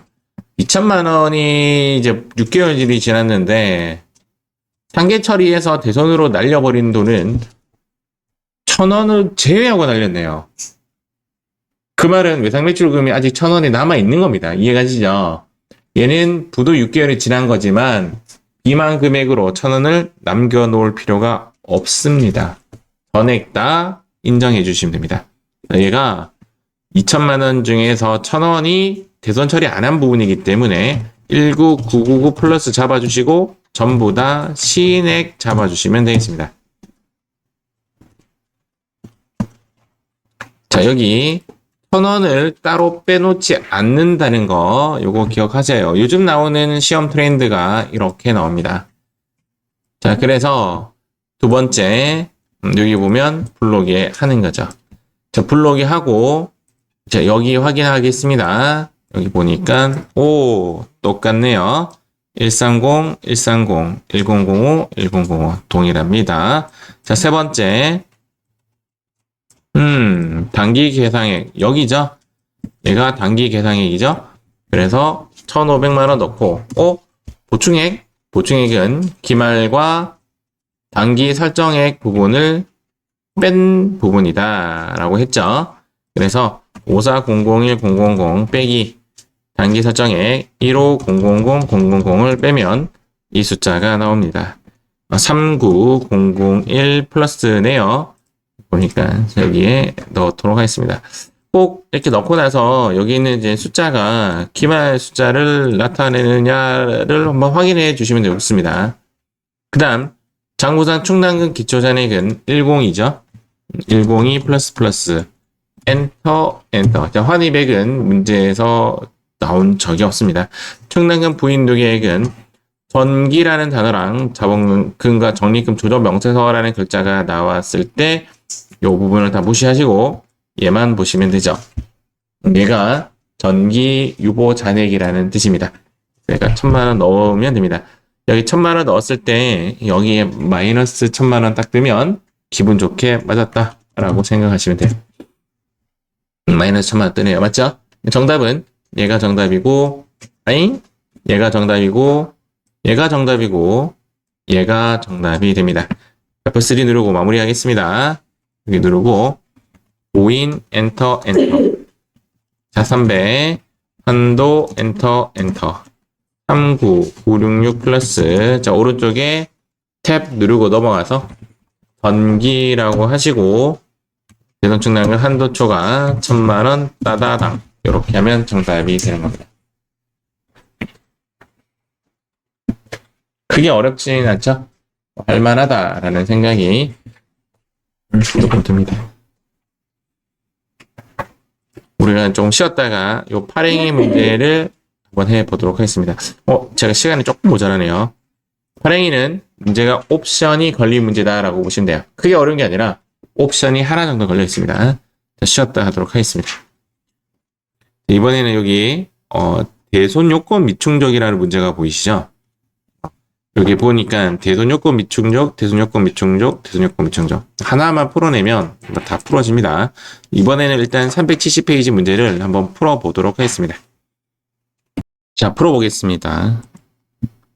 해당 문제에서 OX는 얘 하나밖에 없죠. 맞죠? 8월 16일 날 상법에 따른 소멸시효가 완성된 채권이다. 여기서 여러분들 오해를 좀 푸셔야 될 게, 여기서 보시면 소멸시효 완성 문제라고 있잖아요. 맞죠? 그런데 여기도 소멸시효 완성이라는 부분이 언급이 되어 있습니다. 그런데 저기서 말했던 그 PPT에 있는 소멸시효 완성 채권의 문제랑 얘의 문제는 다른 문제예요. 이게 어떤 이야기냐면, 소멸시효가 완성이 되었는데 장부상 안 한 것이 문제가 되는 거지, 얘는 지금 장부상 한 거잖아요. 맞죠? 한 것은 회계상 소멸시효 완성되어서 대손금과 상계 처리했기 때문에 얘는 어려운 문제가 아니에요. 알겠죠? 그냥 오케이로 끝나는 문제예요. 소멸시효가 완성이 되었는데 채권에서 그것을 제외시키지 않았을 때가 문제가 되는 거예요. 그래서 여기에 있는 소멸시효 완성 문제는, 여기 있는 소멸시효 완성 문제는 회계상 작성을 안 한 거고요. 얘는 회계상 작성을 했기 때문에 그냥 오케이 걸면 됩니다. 그래서 이 부분은 여기에 있는 소멸시효 완성, 파산, 강제집행 이런 것들과 똑같아요. 소멸시효 완성을 선택해 주시고 금액은 200만 원으로 오케이 하시면 됩니다. 이렇게 되면 이 문제에서는 얘가 없는 거죠. 단기 부분이 없는 거죠. 그래서 불러오기를 누르시고 그 다음 3억과 2,500만 원을 확인하고요. 없으니까 넘어갔다가 이 숫자가 자, 여기로 이렇게 딱 빠져나갔습니다. 여기로 빠져나갔으니 우리는 실증률을 구해야 되는데, 문제에서 보시면 위에 있습니다. 위에 아이고 여기야 370 여기 위에 대손 설정률은 1%로 가정한다 이렇게 되어 있습니다. 그래서 얘도 1% 남겨두고 클릭. 자, 단기 계상액은 단기 설정액 450만 원이 됩니다. 보충액은 이것과 이것의 차이가 보충액이 되겠죠. 그래서 보충액은 1,300만 원이네요. 여기에 있는 1,750만 원이 기말 대손 충당금 잔액 이제 확인하시고, 장부상 충당금 기초잔액은 이렇게 1,500만 원. 충당금 부인 누계액은 이렇게 600만 원으로 되었습니다. 자, 엔터를 했을 때 마이너스 600이 돼야 되는데, 요거 시인액을 안 했구나. 역시 요거랑 시인액하고 600을 했는데 더 냈다 마이너스 600이 되면 끝이 난 거죠. 그런데 아까 문제랑 뭐가 달라요? 이게 다릅니다. 부인 누계액이 있었다면 얘가 어디로 가냐면 이렇게 됩니다. 일로 가죠. 맞죠? 얘를 뭐라고 표현하냐면 대손 요건을 불충족했다라는 거죠. 뭐 예를 들어서 부도 6개월이 지나지 않았다 이런 겁니다. 그런데 내년에 해결되면 어떻게 되냐면 내년에 해결되면 얘를 없애고 그냥 F3 누른 상태에서 추인을 해줘야 돼요.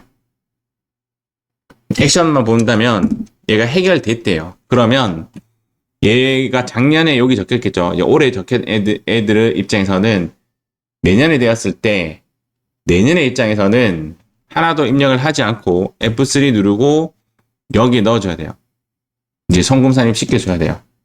단 한 번도 대손 요건 충족했었어. 정기 것이 문제가 나온 적이 없습니다. 지금 현재 우리가 부인액이 이렇게 떨어진 것에 대해서 그것이 다음 해에 충족이 되었다라는 문제가 나온 적이 없다고요. 이해가시죠? 그런데 지금처럼 충족이 아직도 안 됐어의 문제가 나옵니다.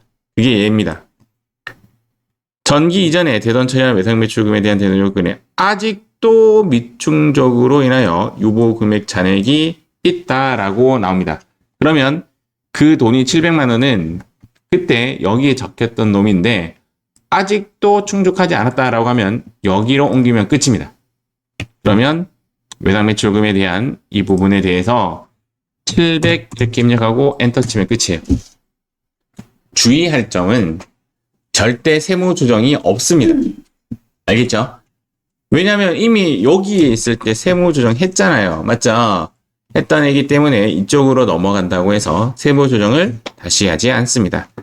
그래서 F3 누르시고 여기 있는 금액 두 개밖에 안 뜨죠? 한도초가 1418만원. 자, 오른쪽으로 가서 정기 대손 충당금 한도초가 600 유보 감소 이렇게 하면 끝이 납니다. 자, 다시 정리하면 전기 대손 충당금 불충분에 대해서는 시험에 나온 적이 없어요. 불충분에 대해서는 왼쪽으로 옮겨 탄다가 끝이 됩니다. 자, 이번에 똑같은 문제 유형입니다. 자, 여기 449페이지 하도록 하겠습니다. 자, 본 문제를 조금 패스트하게 이제 풀어볼게요. 자, 5월 2일 날 외상 매출금과 상계했고 채무자 사망은 오케이죠. 380만 원이 여기 보시면 대손 충당금 변동 내역이기 때문에 전부 다 시인에게 충당금 금액을 넣어주시면 됩니다. 자, 그 다음 여기 불러오기를 하시고요. 외상 매출금과 미수금에는 고정자산 처분 금액이 있다라고 하지만 전혀 문제랑은 상관이 없죠. 고정자산 처분 금액도 채권 대상이 되죠. 그래서 3억 2천과 3,400만 원을 제외한 나머지는 이렇게 지우시면 됩니다. 얘도 마찬가지로 이제 부인 누계획이 없네요. 그 다음 문제에서 대손 설정률 1%이기 때문에 여기까지는 상관이 없고요. 다음 단기 계상액 부분은 여기 500만 원이죠. 동시에 보충액을 계산해 보면 820만 원이 보충액이 나옵니다. 500에 820만 원을 넣고 1320만 원이 기말인지 재확인하겠습니다. 그 다음 정기 2월 대손 충당금 1200만 원 중에서 부인액이 300이라는 말은 여기에 1200 엔터 300 엔터 이렇게 하시면 됩니다. 여기 있는 숫자와 여기 있는 숫자가 마이너스로 잡히면 거의 맞다라고 보시면 되죠. 여기에 전기 대손 충당금 요건 여전히 불충족된 놈이 750만 원이 있다. 이 750만 원은 여기에 넣으시면 되겠죠. 외상 매출금. 그래서 여기에 750만 원 넣도록 하겠습니다. 넣으면 한도 초과액이 바뀌어요. 그래서 F3 누르시고 세무 조정하시면 되겠습니다. 자, 대손 요건 미충족 문제 한 번 더 해보도록 하겠습니다. 511페이지 준비하시고 지금 문제가 너무 이제 뻔뻔한 문제라는 게 좀 느껴지죠. 기존대로 이제 요게 OX죠. 이제 제일 먼저 저는 이제 이 문제 풀 때 OX를 먼저 찾는데 둘 다 오케이죠, 맞죠? 둘 다 오케이라서 이렇게 입력했습니다. 이렇게 오케이라서 시인액 쪽에 전부 다 입력을 했습니다. 그리고 나서 두 번째 불러오기를 통해서 얘를 확인했습니다. 자, 지금부터 같이 한번 가볼게요. 이렇게 두 가지 확인했어요. 요거랑 요거 확인했어요. 자, 세 번째, 요거죠, 요거. 정기, 자본가 적립금에서 이 300만 원은 한도 초과를 이야기하는 것이 아니에요. 대손 요건 미충족이라고 딱 명확하게 이야기해 줍니다. 이 300만 원은 여기에 넣으셔야 됩니다. 그 다음, 실적률 1% 확인했고, 단기 설정 금액 500만 원에 보충액은 300. 자, 그래서 여기에 500만 원에 300. 이렇게 넣으시면 됩니다. 800만 원이 기말인지 확인하시고, 기초 1000만 원에 400. 자, 여기 1000만 원에 400. 이렇게 넣고, 여기 있는 400이 마이너스 400 되면 되죠. 정답은 이거랑 이것이 정답이 됩니다. 자, 이번에는 여기에 있는 요거를 할까요? 소멸시효 완성 문제. 자, 기존 풀던 그대로 풀어보세요. 414페이지 문제 풀어보도록 하겠습니다. 자, 풀이하겠습니다. 자, 여기서 OX는 얘죠. 둘 다 보니까 얘가 조금 또 특이하게 최근에 문제 유형이 조금 이렇게 나오는데, 비망 계정 1000원을 공제하고 난 뒤에 금액을 그래서 충당금과 상계했다라는 이야기입니다. 그러면 본 받을 어음은 1,500만 1,000원이었다 뜻이에요. 1,000원을 빼고 1,500만 원을 대선 충당금과 상계했다라는 이야기이기 때문에 1,500만 원을 전부 다 시인액으로 넣어주신대요. 얘는 1,000원을 빼고 하는 그런 거 안 하셔도 된다라고 보시면 됩니다. 두 번째는 파산은 여기에 그대로 인정이죠. 자, 세 번째 여기 불러오기를 합니다. 그러면 이 금액이 뜨죠. 똑같죠. 그 다음 대손 실적률은 1%로 한다라고 되어 있고요. 이 부분이 지금 현재 문제가 되는 부분인데, 이 문제를 제가 뭐라고 명했냐면 소멸시효 완성이 된 문제라고 되어 있잖아요. 소멸시효 완성 요 부분인데, 소멸시효 완성분은 제외채권입니다. 제외채권 무조건 빼야 돼요. 빼야 되는데 소멸시효 완성분에 대한 빼기를 여기서 빼는 것이 아니라 여기서 뺍니다. 자, 소멸시효 완성 문제가 나오면 두 가지를 기억하셔야 돼요. 두 가지. 현재 문제에서 하나밖에 예시가 안 되어 있지만 과거에는 보면 이렇게 세 가지, 2023년도 책에는 세 가지가 나와요. 소멸시효 완성분이. 세 가지가 나올 만큼 자주 나오는 문제예요. 이 책이 지금 없을 뿐이에요. 그래서 두 가지를 기억하는데, 첫 번째, 소멸시효 완성 부분이 나온다면 외상매출은 한 단기간에 마이너스로 입력한다. 아까 처음에 제가 말씀드렸지만 여기서 빠지는 것이 아니라 여기서 빠진다고요. 그러다 보니 마이너스 부를 붙이고 뺍니다. 여기는 그냥 숫자 넣으면 자동으로 마이너스가 되는데 여기는 마이너스를 붙이고 넣습니다. 이게 첫 번째 기억을 해야 될 것이고, 자, 두 번째 기억하는 것은 F3를 누르시고 여기에 입력합니다. 그런데 하단에 안 떠요. 그래서 누락될 가능성이 다분히 있습니다. 직접 입력 해제하시고 여기에 소멸이라고 치면 이렇게 뜹니다. 이렇게. 소멸시효 완성채권이라고 뜨고 금액은 300만 원을 송금 산입시킵니다. 자, 정리하겠습니다. 소멸시효 완성 문제가 나오면 단기간에 마이너스로 입력한다. 두 번째, F3 누르고 송금 산입 쪽에 가서 소멸시효 완성 채권을 입력한다. 이 두 가지가 기억을 해야 할 부분입니다. 나머지는 똑같아요. 근데 소멸시효 완성 채권을 내가 대손 충당금과 상계 처리했다라고 하면 걔는 오케이 문제라서 소멸시효 완성 문제가 아니에요. 알겠죠? 소멸시효 완성인데 내가 회계 처리하지 않았다라는 문제에 대해서만 이렇게 처리합니다.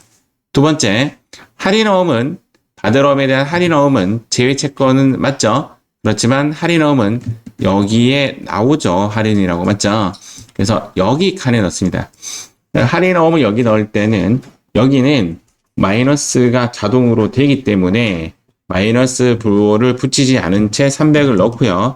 얘는 F3를 해서 실제로 빼는 작업은 하지 않습니다.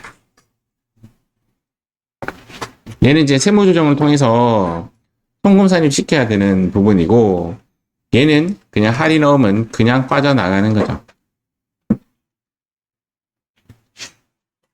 자, 나머지는 동일합니다. 자, 단기 계상액 부분은 200만원. 자, 보충액은 요것과 요것 차이인 1200만원. 여기 1400 확인하고, 1400 확인하고, 그 다음, 기초충당금 3500에 전기 대손충당금 한도 초과액이 150만원.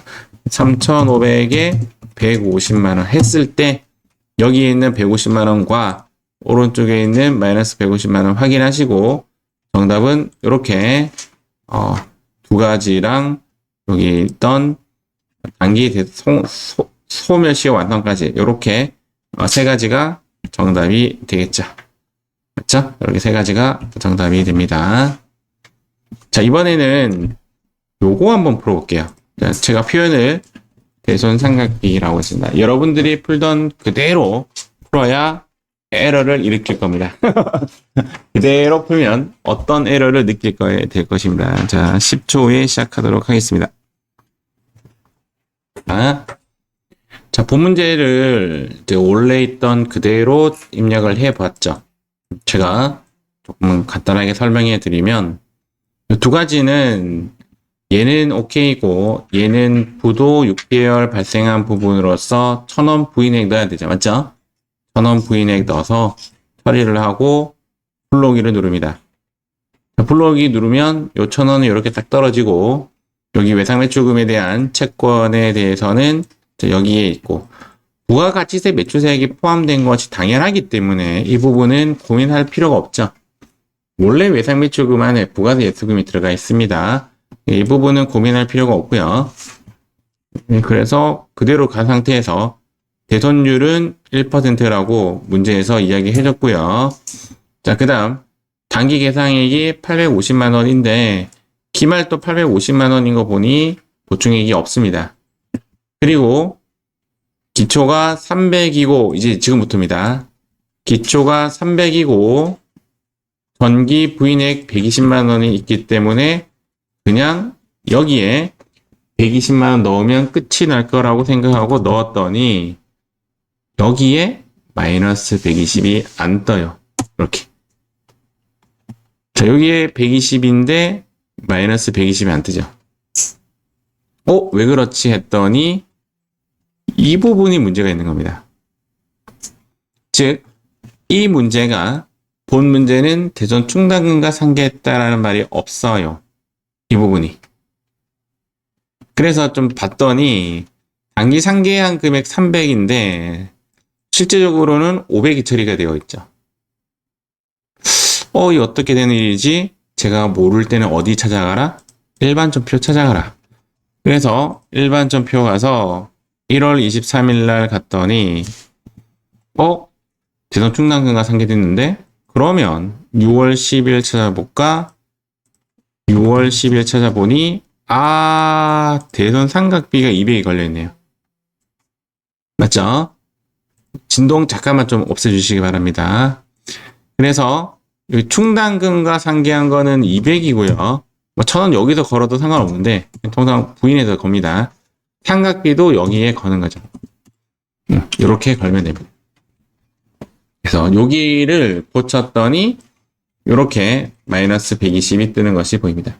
그래서 여기에 금액이 안 되어 있다라면 여기를 의심해 보시면 됩니다.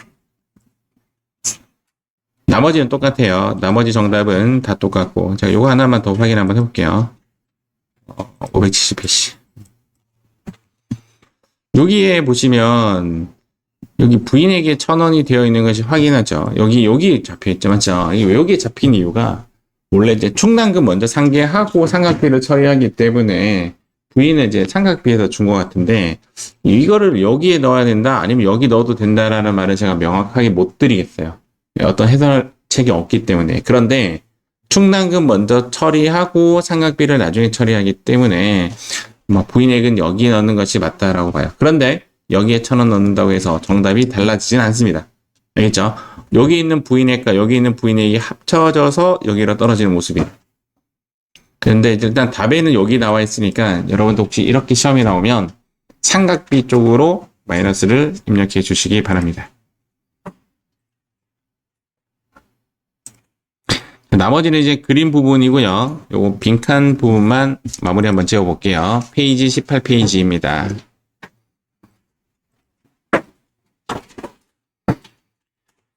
자, 18페이지에 아까 나왔던 부가세 예수금이 좀 거론됐었잖아요. 부가세 예수금 거론되면 모른 척 하시면 됩니다. 부가세 예수금도 설정 대상 금액이 맞습니다.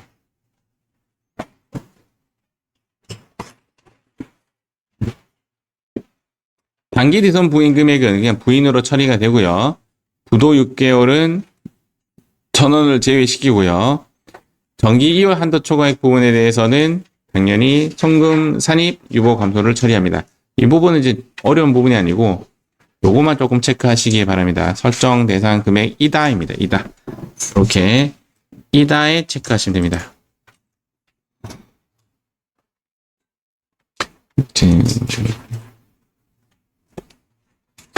이 말의 의미는 요거 있죠, 요거. 요 숫자 없으면 좀 의심해봐라 이 말입니다. 문제에서. 항상 나왔는데 혹시 없으면 요 1번 채권 잔액 요거 있죠. 요거나 설정률 있죠. 여기 설정률. 요거를 조금 의심 한번 해봐야 돼요. 항상 시험에 1% 나오니까 그냥 아무 생각 없이 1% 이렇게 했다가 얘가 안 나올 수 있다 이 말입니다. 두 번째, 만약에 제가 요거 먼저 입력하고 불러오기 하라 했는데 내가 불러오기를 먼저 하고 입력했다면 입력하고 다시 불러오기 하시면 됩니다. 그렇게 하시면 다시 조정이 되고, 팁 3 부분은 뭐냐면 이런 이야기입니다. 이 부분과 숫자가 마이너스로 이루어지지 않으면 이 부분을 의심하는데 이 부분을 의심한 것을 찾으려면 일반 점표 가서 찾는 것이 가장 빠르다. 뭐 그런 이야기입니다. 거기에 제가 지금 해당 날짜의 일반 점표에 들어가서 확인해라. 그런 이야기가 되겠습니다. 이 부분은 시험에 나온 적이 없어요. 그래서 이 부분은 고민 안 하셔도 돼요. 근데 왜 적어놨어요? 제가 열심히 워드 쳤는데 지우기 너무 아까운 거야. 그래서 다음에 시험에 나올 때까지 버티게 하려고. 시험에는 안 나옵니다. 알겠죠? 시험에는 안 나온다라고 보시면 됩니다. 소멸 시험 문제가 나오면 이 두 가지 기억하라고 했어요. 첫 번째, 단기칸에 마이너스로 넣고, 두 번째, F3 누르고 강제로 송금산입 유보 발생을 시킵니다. 대손요건 미충족 문제가 나오면 그냥 전기 자리에 숫자만 넣으시면 됩니다. 이게 파랑이 문제로 제가 넣었던 건데 맞죠? 이 부분이 오히려 틀릴 가능성이 있어 보입니다. 어려운 건 아니고 강제로 입력한다는 것 자체가 좀 싫습니다. 제 입장에선. 이렇게 순서로 하시면 돼요. OX하고 불러오기하고 플러스 마이너스 정리하고 기초단기 보충액 넣고 나머지는 기말 잔액으로 제시된 부분을 찾아서 넣어주시면 되겠습니다. 자, 이렇게 해서 제7강 어려운 대손 충당금과 대손금 조정명제서를 마무리하도록 하겠습니다. 뿅!